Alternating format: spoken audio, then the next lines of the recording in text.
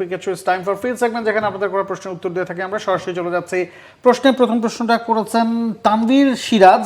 BPL এবার camera quality, graphics and intro খুবই দারুণ হয়েছে, ট্রফি ডিজাইনটাও সুন্দর। এবারের বিপিএল কি সুন্দরভাবে শেষ হবে? এই বিষয়ে আপনাদের মতামত কি? হোপফুলি যদি কোনো সোশিও পলিটিক্যাল সিনারিও যদি ঠিকঠাক থাকে, নিশ্চয়ই বিপিএল ঠিকঠাকভাবে শেষ হবে আমরা প্রত্যাশা করতে পারি। এবং দলগুলোর মধ্যেও পেমেন্ট থেকে শুরু করে এরকম ইস্যুস এখন অব্দি অভিযোগ আসেনি।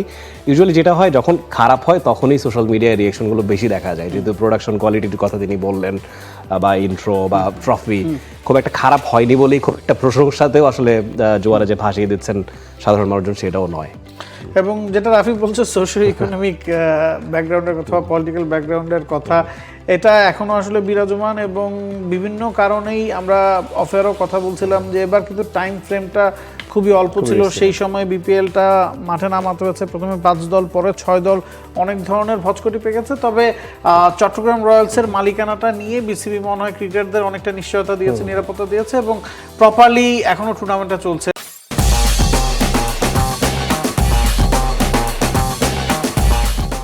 এবং এই জায়গায় কিছু ভালো পয়েন্টের কথা বলেছে, এবং একই সাথে কমেন্ট্রি প্যানেলেও কিন্তু যথেষ্ট পরিবর্তন এসেছে। আপনি যদি দেখেন অন্যান্য বারের তুলনায় কমেন্ট্রি প্যানেলে যথেষ্ট ভারসাম্য নিয়ে আসা হয়েছে। আজকে আমরা দেখেছি গফ চলে এসেছেন ইংল্যান্ড থেকে, ওয়াকার ইউনুস, রমিজ রাজারা আছেন, পারভেজ মারুফ সবসময়ের মতোই থাকেন। তো সব মিলিয়ে কিছু ইমপ্রুভমেন্ট আমরা ঠিকই আসলে দেখতে পাচ্ছি। অ্যাবসলিউটলি, এগুলো নিয়ে আসলে আগের বেশ কয়েকটা আসরেই অনেক অভিযোগ ছিল, সেই অভিযোগ থেকে এবারে মুক্তি মিলেছে। পরের কমেন্টে যাব লেমন, তিনি বলছেন আজ বিপিএল খেলা আছে, অন্যদিকে রিশাদের খেলাও আছে বিগ ব্যাশে, কোনটা রেখে কোনটা দেখবো?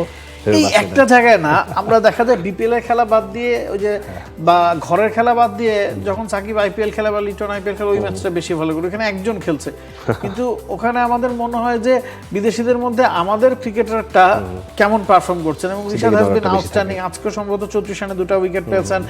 এর আগে 4টা ম্যাচ খেলেছেন, 6 উইকেট ছিল।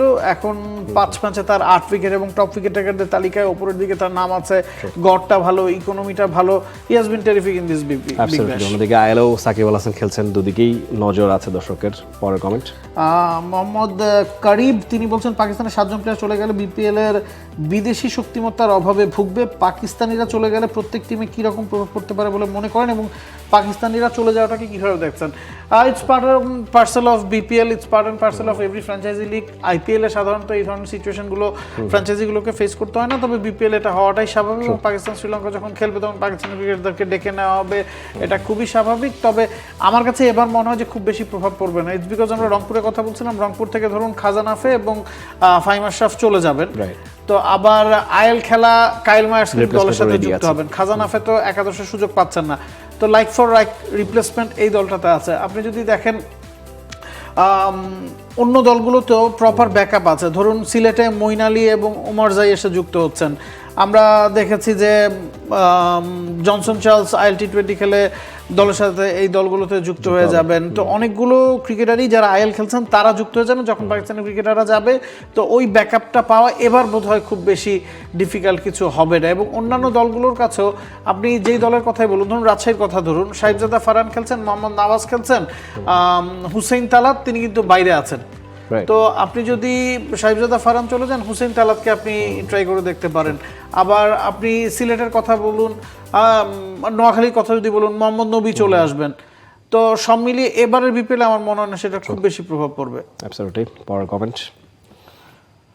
পরের কমেন্টটা করছেন মোহাম্মদ তৌকির মিয়া, আমার মনে হয় ওয়াইড ও নো বলের জন্য রিভিউ চালু করা উচিত। আইপিএল চালু করাতে অনেক বিতর্কের অবসান হয়েছে।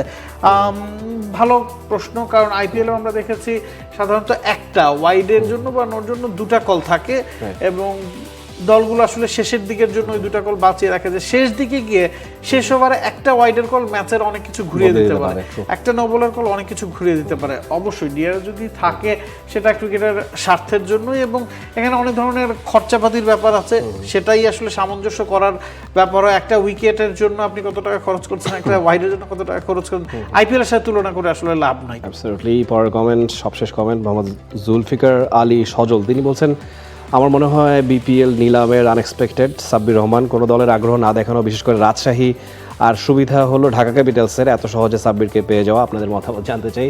ভালো খেলেছেন সাব্বির, একটা ম্যাচে 10 বলে সম্ভবত 21 রান করেছিলেন, তো সেই জায়গায় ম্যাচটা কঠিন হয়ে গেছিল সেই সময়। শামীম হোসেন পাটওয়ারিও স্ট্রাগল করছিলেন, এর আগে নাসির হোসেন স্ট্রাগল করেছেন, ওই সময়ে সাব্বিরের ইনিংসের কারণে কিন্তু ম্যাচটা ঢাকা ক্যাপিটালস জিতেছে। Absolutely it was a killer by for Dhaka, এবং দেখা যাক টুর্নামেন্টের বাকি অংশে তিনি এবং ঢাকা ক্যাপিটালস কেমন করেন। খানিক বাদেই শুরু হবে ম্যাচ, নিশ্চয়ই টি স্পোর্টসের সঙ্গে থাকবেন। আজকের মতো বিদায় নিচ্ছি। For more updates, subscribe to our YouTube channel and click on the bell icon.